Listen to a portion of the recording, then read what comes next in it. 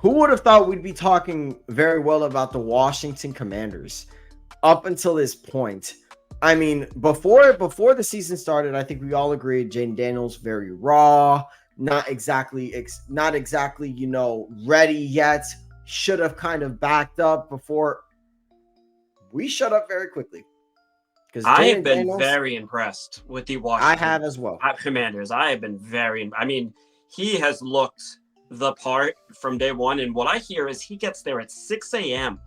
every day and he puts in the work and he is the last to leave. So those are the behind the scenes things that people don't see that he's putting in, and it's showing up on the field. And I am starting to become a believer. I am not sure if I fully am yet, but I'm really starting to look at the Commanders as a serious threat going forward. Yeah, and the defense, to say the least, it's not very good, right? Not a very good third down. No. Not a very good third down team. They're not very good in terms of points per game. Yeah, but the offense, I mean, let's go ahead and McDaniels and the way they're going, Brian Robinson and Austin Eckler. I mean, look at that running backfield there. I mean, they have been showing out, and those are two starters on the same team. Yeah, and Eckler in the offseason was seen as a very under the radar signing, but Eckler as a pass catcher has really evolved. I think now he was great in LA. Yeah, he was amazing in LA. He kind of had a down year. He decided, well, I'm going to move on to the Commanders, and he's become a rushing threat, and he's become an amazing receiving threat. Looking at the offensive statistics, this is Jayden Daniels year one, right? 5 games in. First in scoring, 4th in yards. I mean, they're the best third down team. I want you to understand this is a rookie. Okay, a rookie having the number one third down offense in the entire league. That is relatively impressive. This kid is cool, calm, collective when it comes to being under pressure. And you add the fact that he's an exceptional thrower of the football. Right, I didn't see that coming. I thought he was that more I of a runner. did not see coming at all. Kind of like an RG3 a little bit, like more of a running quarterback than making some great throws. But he throws some dots, and it is so impressive right now. Yeah, so, 8 total touchdowns, 2 picks. He's got 300 rushing yards, 1,100 passing yards.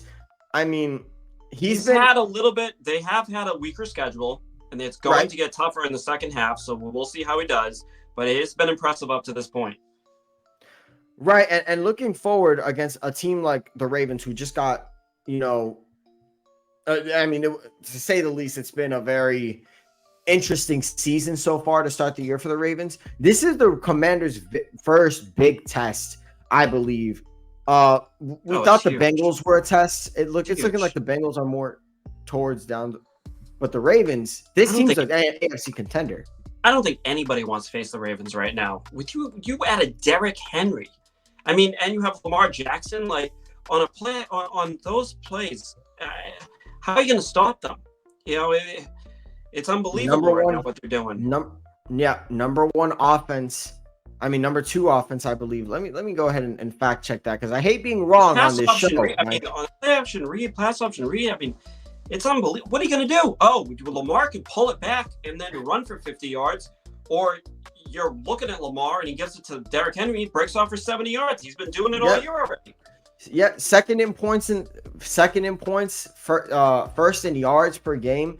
The rushing offense has been the bread and butter. They're first in yards per attempt. They run the ball more than any team in the league, and they're the best rushing offense in the league. So it very much correlates. I think he's the guy that's getting that team over the hump, Derrick Henry. The fact that they added him and he's got a lot left in the tank. He looks like he does. And I think the concern with Derrick Henry coming in was like, how much does he have left? Clearly enough, he leads the league in rushing so far. So it's insane. The longevity of Derrick Henry, hands down, going into the Hall of Fame, going down as one of the greatest running backs of all time. I mean, he's just the fact that he's this good still. I mean, we all know the stigma when it comes to running backs, right? Like they just short lifespan, very short. You're washed.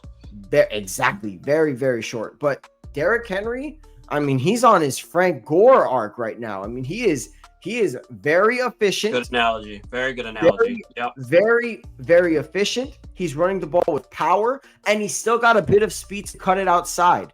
I am concerned, however, for Baltimore's passing offense. And it's not so much for Lamar Jackson. It's so much because they still haven't added a real threat out there. No, and once they lost Hollywood Brown, it's been tough. I mean, they don't have anything really to scare Zay Flowers, in my opinion, is good. I do like Zay Flowers a lot. I do think Mark Andrews kind of fell off a cliff.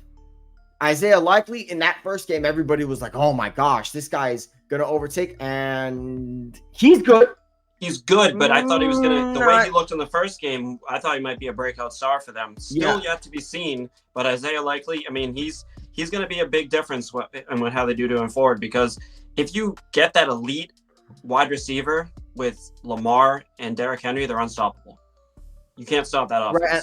And Lamar throwing the ball this year actually has not, like I know a lot of people aren't very fond of Lamar Jackson's passing, but I mean, 5 games in, 1,200 yards, 9 touchdowns, only 1 interception.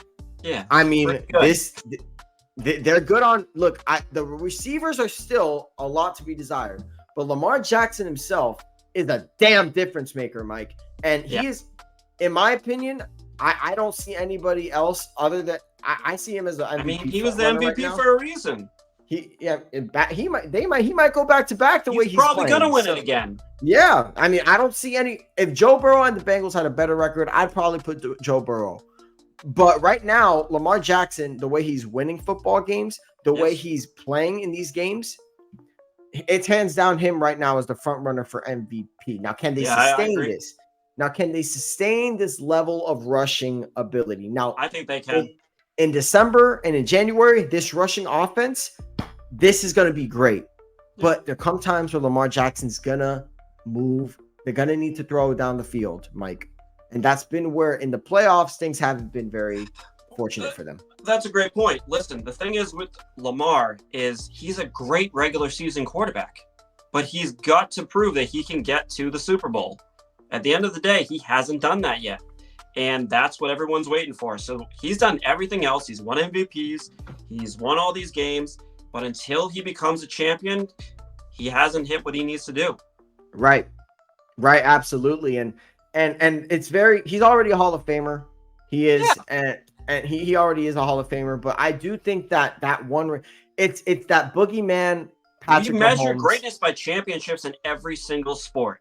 If you talk about any single player, it's like, how many championships did they win? At the end of the day, that's just the way it is. It is. And while I like to think a little bit more outside the box, I do think that when you boil it down, it comes down to, okay, he's really good. Well, how did he win? Did he win enough? That's going to be the stigma. That's always been that's the stigma with Aaron Rodgers, right? Yep. That's going to be the stigma with, look at the all-time greats like Phillip Rivers, Dan Marino. Never won one. Unbelievable. They never won. Dan Marino is still